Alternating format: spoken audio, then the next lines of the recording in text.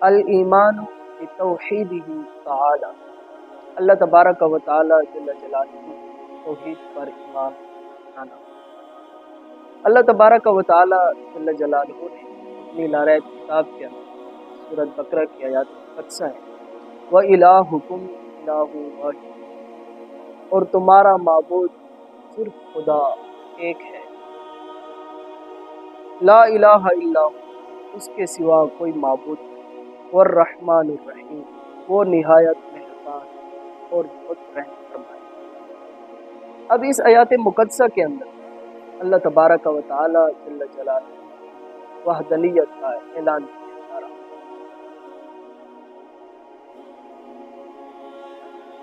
سورۃ اعراف کی آیات مقدسہ ہے وَإِذْ أَخَذَ رَبُّكَ مِن بَنِي آدَمَ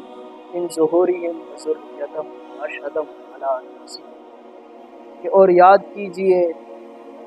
آپ کے رب نے اولاد آدم سے ان کی پشتوں سے، پشت جن سے ان کی نسل نکلتی ہے، ان سے ایک عہد لیا، ان کو اپنی جانوں پر گواہ بنا کر ان سب سے فرمایا الست بربکم، اے تمام ارواحوں بتائیے کہ کیا میں آپ کا رب نہیں ہوں؟ تو قالوا بلا شہدنا، ان سب نے بیک زباں ہو کر فرمایا کیوں نہیں، آپ ہی ہمارے رب ہیں، آپ ہی ہمارے خالق ہیں، آپ ہی ہمارے مالک ہیں۔ ان تقولوا یوم القیامت انا کنا فاعلین، تو اللہ تبارک و تعالی جل جلالہ ارشاد فرمایا تاکہ قیامت کے دن یہ نہ کہنا کہ ہم اس عہد سے باخبر تھے، فرمایا اس کو ہمیشہ یاد رکھنا،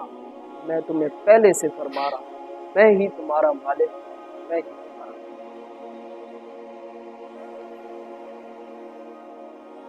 بخاری شریف کی حدیث مبارکہ ہے،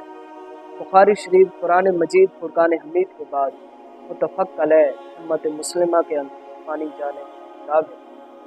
حضرت انس بن مالک رضی اللہ تعالیٰ عنہ سے حدیث پاک منقول ہے، فرماتے ہیں ان النبی صلی اللہ علیہ وسلم مماز ردیفہ علی الرحل، فرمایا کہ حضرت معاذ بن جبل رضی اللہ تعالیٰ عنہ اللہ کے حبیب صلی اللہ علیہ وسلم کے ساتھ سواری پر ردیف، ردیف اسے کہا جاتا ہے کہ ایک سواری کے اوپر اگر دو شخص سوار ہوں تو ایک آگے والا شخص ہوتا ہے اور اس کے جو پیچھے بیٹھنے والا شخص ہوتا ہے اس کو ردیف کہا جاتا ہے۔ حضرت معاذ بن جبل وہ خوش نصیب شخص تھے کہ وہ اللہ کے حبیب صلی اللہ علیہ وسلم کے پیچھے بیٹھنے والے تھے۔ وہ فرماتے ہیں کہ اللہ کے حبیب صلی اللہ علیہ وسلم نے مجھے فرمایا یا معاذ، تو میں نے عرض کی لبیک یا رسول اللہ صلی اللہ علیہ وسلم وصادیک، اے اللہ کے حبیب صلی اللہ علیہ وسلم میں حاضر ہوں، میں آپ کا غلام، حکم فرمائیے۔ تو پھر رسول کریم صلی اللہ علیہ وسلم نے پھر یہی حکم فرمایا یا معاذ،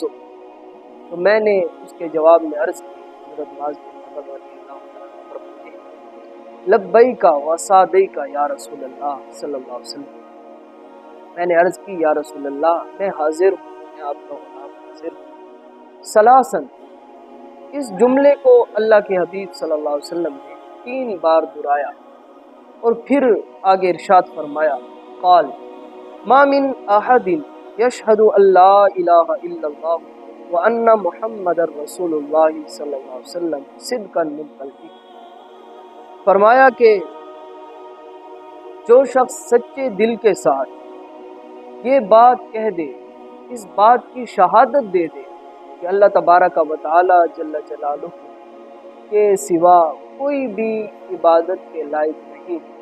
اور حضرت محمد مصطفیٰ صلی اللہ علیہ وسلم اللہ کے رسول ہیں۔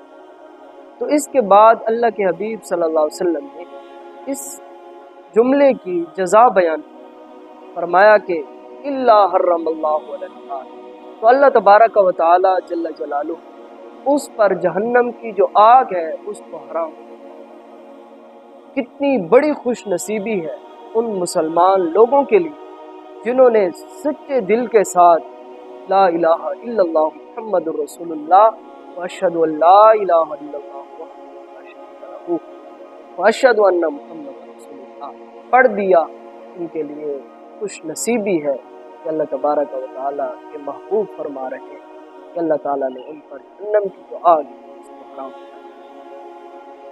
بخاری شریف کے اندر حدیث پاک ہے، حضرت ابو ہریرہ رضی اللہ تعالیٰ عنہ اس حدیث پاک کی روایت کرنے والے ہیں، فرماتے ہیں انہو قال قیلا یا رسول اللہ صلی اللہ علیہ وسلم، فرماتے ہیں کہ میں نے اللہ کے حبیب صلی اللہ علیہ وسلم کی برگاہ اقدس کے اندر میں نے عرض کی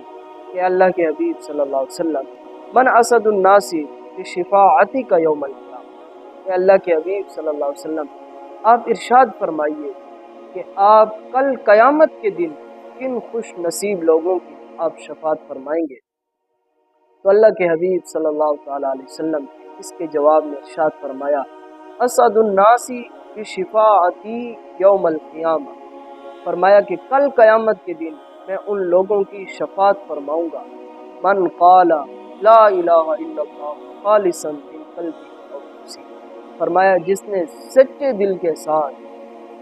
لا الہ الا اللہ محمد رسول اللہ صلی اللہ علیہ وسلم پڑھ لیا، کل قیامت کے دن میں ان کی ضرور شفاعت